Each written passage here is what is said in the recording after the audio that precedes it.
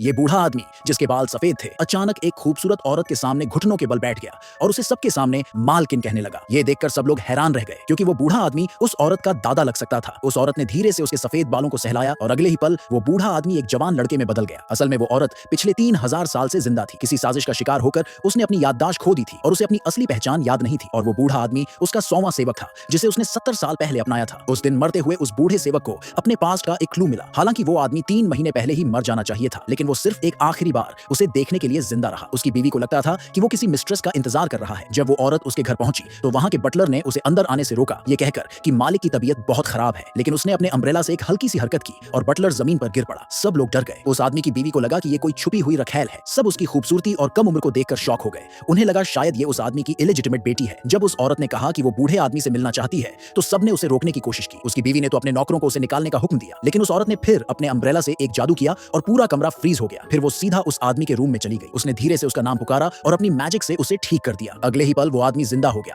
और अपने पोते से बोला कि उसे उठाने में मदद करे। फिर वो उसकी मालकिन के सामने घुटनों पर बैठ गया। सबकी आंखें फटी रह गई और जब उसने फिर से उसके बालों को छुआ तो उसकी उम्र फिर से वही हो गई जैसी 70 साल पहले थी। वो कभी एक भिखारी था और उसने अपनी सारी दौलत उसी औरत की मदद से कमाई थी। जैसे ही वो ठीक हुआ उसने बताया कि अगर वो अपना खोया हुआ एक पुराना आर्टिफैक्ट ढूंढ ले तो उसे अपनी याददाश्त वापस मिल सकती है। औरत ने उस बुजुर्ग को तसल्ली दी कि उसका मिशन अब पूरा हो गया है, अब वो शांति से जा सकता है। फिर वो बिना पीछे देखे वहां से चल दी। उसे जाता देख बूढ़ा आदमी खुशी से गिर पड़ा और अपनी पुरानी मालकिन की दी हुई अंगूठी अपने पोते को दे दी। उसने पोते को कहा कि अब उसकी जिम्मेदारी है उस औरत का ख्याल रखना, वरना उसे हमेशा के लिए तकलीफ सहनी पड़ेगी। पोते ने वादा किया कि वो दादा की आखिरी बातों का पूरा सम्मान करेगा। बूढ़ा चैन से सो गया। फिर वो नौजवान उस औरत के पीछे दौड़ पड़ा, उसे अंगूठी वापस दी और उसे उस घर में चलने को कहा जो उसके दादा ने चुपचाप उसी के लिए बनवाया था। जब वो वहां पहुंचे तो उस औरत को शौक लगा। वो घर बिल्कुल वैसा ही था जैसा उसका पुराना महल हुआ करता था। उसने मॉडर्न कपड़ों की तरफ ध्यान नहीं दिया, लेकिन जब उसकी नजर एक ट्रेडिशनल के पांव पर पड़ी तो वो थोड़ी इमोशनल हो गई। लड़के ने वादा किया कि वो और भी ऐसे कपड़े बनवाएगा। अकेली बैठकर औरत ने आर्टिफैक्ट्स की लोकेशंस याद करने की कोशिश की। उसे याद आया कि 300 साल पहले उनमें से एक आर्टिफैक्ट एक अमीर खानदान को दिया गया था। उसने उस खानदान के पेट्रियार्क को एक जादुई मैसेज भेजा जो उस वक्त उस बूढ़े आदमी की फ्यूनरल की तैयारी कर रहा था। तभी उसका अम्ब्रेला उसके सामने प्रकट हुआ और वो पेट्रियार्क समझ गया